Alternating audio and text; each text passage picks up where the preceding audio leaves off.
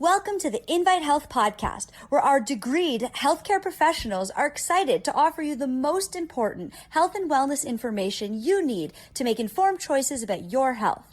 You can learn more about the products discussed in each of these episodes and all that Invite Health has to offer at www.invitehealth.com/podcast. First-time customers can use promo code podcast at checkout for an additional 15% off your first purchase. Let's get started.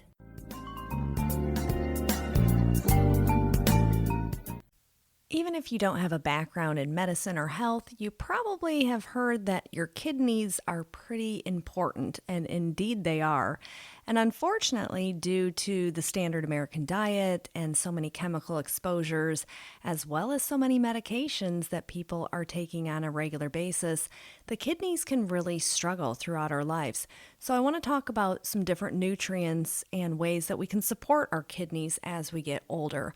I am Dr. Amanda Williams, Scientific Director at Invite Health, and we know that our kidneys support many critical functions in the body.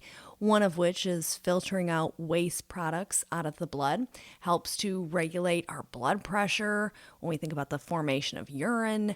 And we know that when it comes to chronic kidney disease, there are many factors that can play into this, including the issue with uncontrolled hypertension or high blood pressure throughout your life.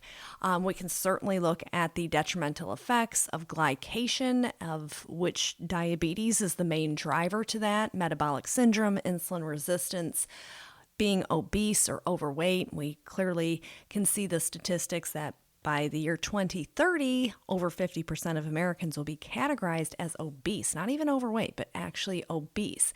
We can look at gut dysbiosis and draw that into declining kidney function. So we know that there are different ways that we can assess overall kidney quality. We can look at the glomerular filtration rate, which is known as the GFR. This is a standard test that's usually run when you go into your doctor's office. We can look for waste buildup that is detectable in the blood when the kidneys are struggling. That's in the form of creatinine. So these are all different ways that we can kind of monitor our kidney function as we get older. Clearly, there are important aspects that our vitamins and minerals play, as well as our antioxidants, when it comes to maintaining good kidney health throughout our lives. Vitamin D is certainly critical to this, very protective to the kidneys. And we can recognize that when people have chronic kidney disease, they oftentimes will have a comorbid vitamin D insufficiency or deficiency.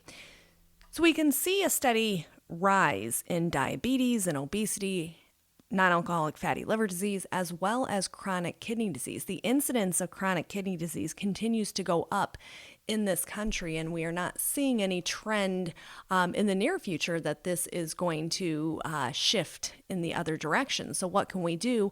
Well, the more we understand the structure and function of the kidneys and what we can be doing on a daily basis in terms of the foods that we're eating, obviously having high antioxidant foods, things that are going to ease inflammation and that workload off of the kidneys would be incredibly beneficial. The best diet would be adherence, once again, to an anti-inflammatory Mediterranean style way of eating. I've worked with many folks throughout the many years I've been doing this, and oftentimes they are unaware of the fact that their kidney function is starting to decline because many doctors just don't mention that unless it gets to a kind of the danger zone where you can really start to see that the kidneys are failing. And so this is an unfortunate thing. And for folks who, don't have a medical background, don't understand what their blood results are indicating to them, it's always advantageous to speak to someone who can kind of walk you through what those numbers mean, and understanding that certain things that you're doing each and every single day can be detrimental to the long-term health of the kidneys themselves.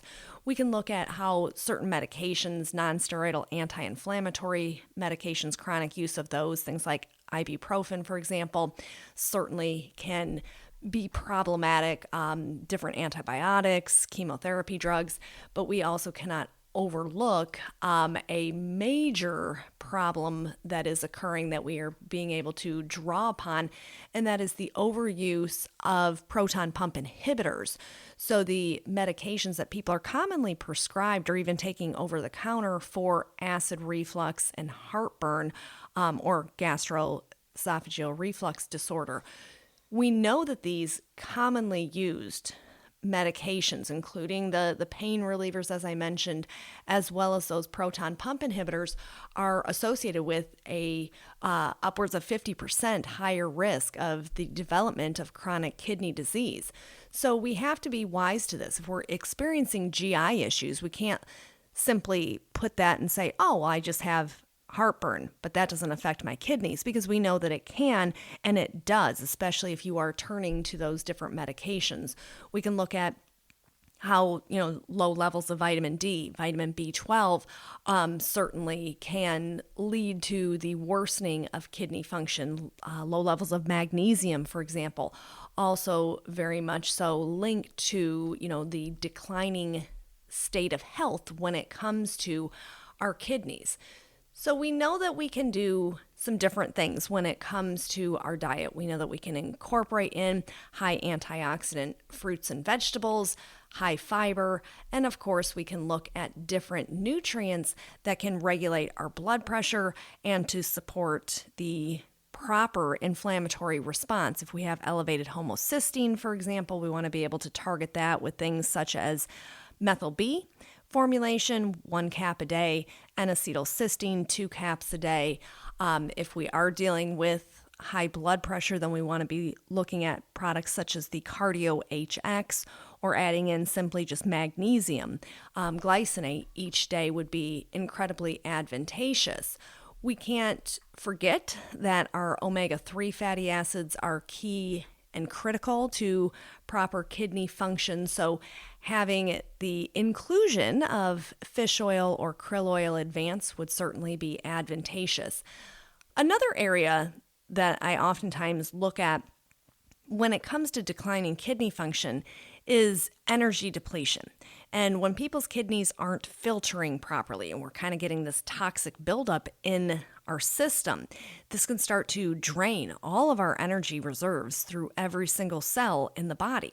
So we can look at a simple amino acid, L-carnitine, and look at how beneficial carnitine is when it comes to kidney function. The majority of carnitine is stored within the kidneys. So if the kidneys themselves are struggling to perform their daily duties and they don't have adequate carnitine to turn to facilitate that energy, then the inclusion of L-carnitine into your daily routine certainly would be something to consider. How much? 500 to 1,000 milligrams is generally the sweet spot that we're looking for. But we also have to consider the impact of that gut dysbiosis.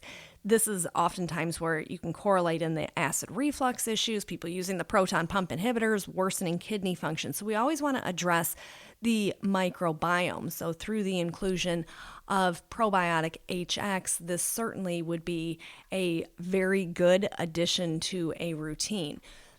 There's a lot of science out there looking at the impact of L-carnosine. Not to be confused with L-carnitine, but L-carnosine, which is another amino acid, very important when it comes to the protection of the kidneys from glycation. We can look at benfotiamine, which is in our Nerve HX formulation, also very beneficial when it comes to the protection of the kidney from glycation. What is glycation? Excess sugar that does damage to the structure and function of the kidneys, not just the kidneys, but everything in the body, including your eyes, your vascular system, your brain.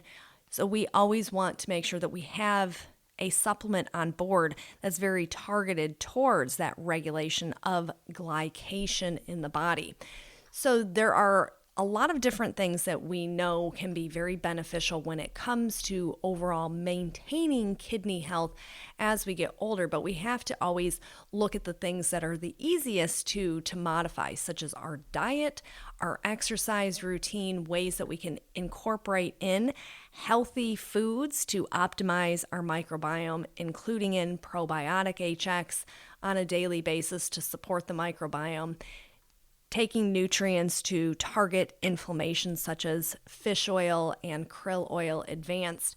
And of course, if we have underlying health conditions such as diabetes, insulin resistance, or high blood pressure, those we definitely want to make sure that are managed very, very good so that we are not creating a pathway for destruction to the kidneys.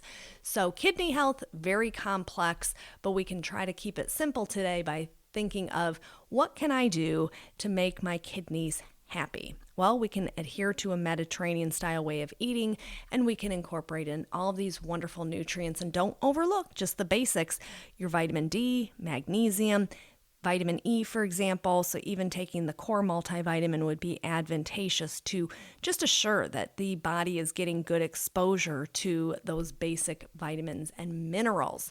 So that is all that I have for you for today. I want to thank you so much for tuning in to the Invite Health podcast. Remember, you can find all of our episodes for free wherever you listen to podcasts or by visiting invitehealth.com/podcasts.